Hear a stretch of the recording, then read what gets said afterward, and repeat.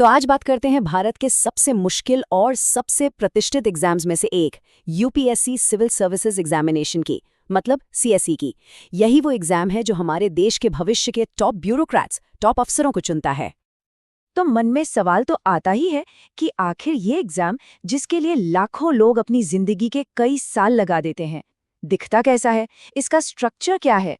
चलिए आज इसी को स्टेप बाय स्टेप डीकोड करते हैं। ओके, तो सबसे पहले ये समझिए कि ये पूरी जर्नी 3 बड़े पड़ावों में बटी हुई है। सबसे पहला है प्रीलिम्स, जो एक तरह का स्क्रीनिंग टेस्ट है। इसे पार किया तो पहुंचेंगे दूसरे पड़ाव पर, यानी मेंस, जो कि एक डिटेल्ड रिटन एग्जाम है। और अगर वहां भी कामयाब रहे तो आता है फाइनल राउंड, इंटरव्यू, जिसे पर्सनैलिटी टेस्ट भी कहते हैं। और यकीन मानिए, हर स्टेज अपने आप में एक पहाड़ जैसा है। तो शुरुआत करते हैं पहले गेट से, द प्रिलिमिनरी एग्जाम, या जिसे हम सब प्रीलिम्स के नाम से जानते हैं। इसे सबसे बड़ा फिल्टर भी कह सकते हैं, क्योंकि यहीं पर लाखों की भीड़ छटकर कुछ हजार कैंडिडेट्स तक रह जाती है जो अगले राउंड में जाएंगे। अब प्रीलिम्स में ना 2 पेपर होते हैं, पेपर 1 जनरल स्टडीज का और पेपर 2 जिसे सीसैट कहते हैं।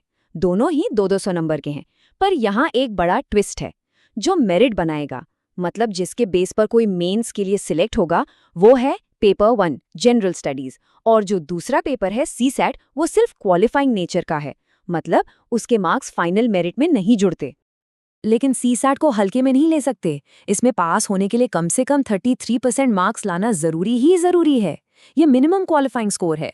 और ये इतना क्रूशल क्यों है? क्योंकि अगर किसी के सीसैट में 33% से कम आए, तो फिर चाहे उसने जनरल स्टडीज पेपर में टॉप ही क्यों ना कर लिया हो, वो सीधे सीधे रेस से बाहर हो जाएगा। प्रीलिम्स क्लियर करने के बाद शुरू होता है असली मैराथन, द मेन एग्जाम। ये पूरा का पूरा रिटन एग्जाम है, डिस्क्रिप्टिव। यहाँ सिर्फ ये नहीं देखा जाता कि कोई जानता कितना है, बल्कि ये भी परखा जाता है कि कोई अपने ज्ञान को शब्दों में कितना असरदार तरीके से उतार सकता है। और जब मैराथन की बात हो रही है, तो इसका मतलब वाकई मैराथन से है। जानते हैं इसमें कुल कितने पेपर लिखने होते हैं? पूरे 9। हाँ, 9 डिस्क्रिप्टिव पेपर्स। ये सिर्फ नॉलेज का टेस्ट नहीं है, ये मेंटल और फिजिकल स्टैमिना का, धैर्य का इम्तिहान है, जो कई दिनों तक चलता है। तो इन 9 पेपर्स का ब्रेकडाउन भी बड़ा इंटरेस्टिंग है। देखिए, इसमें से 2 पेपर, एक इंडियन लैंग्वेज का और एक इंग्लिश का, ये सिर्फ क्वालिफाइंग है, मतलब इनके मार्क्स फाइनल टोटल में नहीं जुड़ेंगे। असली खेल तो बाकी के 7 पेपर्स का है, जिनके मार्क्स पर रैंक बनेगी। इनमें क्या क्या है? एक एसे का पेपर, जनरल स्टडीज के 4 पेपर और 2 पेपर ऑप्शनल सब्जेक्ट के। और ये जो ऑप्शनल सब्जेक्ट है ना, ये एक बहुत बड़ा डिसीजन होता है। यूपीएससी एक लंबी लिस्ट देता है सब्जेक्ट्स की, हिस्ट्री, सोशियोलॉजी से लेकर लॉ और मेडिकल साइंस तक, और उनमें से कोई एक चुनना होता है। और फिर उस एक सब्जेक्ट पर एक्सपर्ट लेवल की नॉलेज को टेस्ट किया जाता है, जिसके लिए 2 अलग अलग पेपर लिखने पड़ते हैं। अच्छा, तो प्रीलिम्स हो गया, मेंस का मैराथन भी दौड़ लिया। अब आता है आखिरी और सबसे अहम पड़ाव, द इंटरव्यू। इसे पर्सनालिटी टेस्ट भी कहा जाता है, और ये रिटन एग्जाम से बिल्कुल अलग है। यहाँ किताबें नहीं, आपका व्यक्तित्व बोलता है।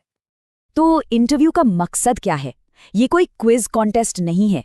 यहाँ बोर्ड ये परखने की कोशिश करता है कि क्या एक कैंडिडेट में वो पर्सनल क्वालिटीज हैं जो एक अच्छे पब्लिक सर्वेंट के लिए जरूरी हैं। माइंडसेट कैसा है, प्रेशर में कैसे फैसले लिए जाते हैं, लीडरशिप क्वालिटीज, ईमानदारी, इन सब चीजों का असेसमेंट होता है। तो अब आते हैं सबसे जरूरी सवाल पर, फाइनल रैंक बनती कैसे है, कौन से मार्क्स जुड़ते हैं? देखिए, एक बात गांठ बांध लीजिए, प्रीलिम्स के मार्क्स सिर्फ मेंस तक पहुंचने का टिकट थे, उनका काम वहीं खत्म। जो फाइनल मेरिट लिस्ट बनती है, वो सिर्फ 2 चीजों को जोड़कर बनती है, मेंस एग्जाम में मिले नंबर और इंटरव्यू में मिले नंबर।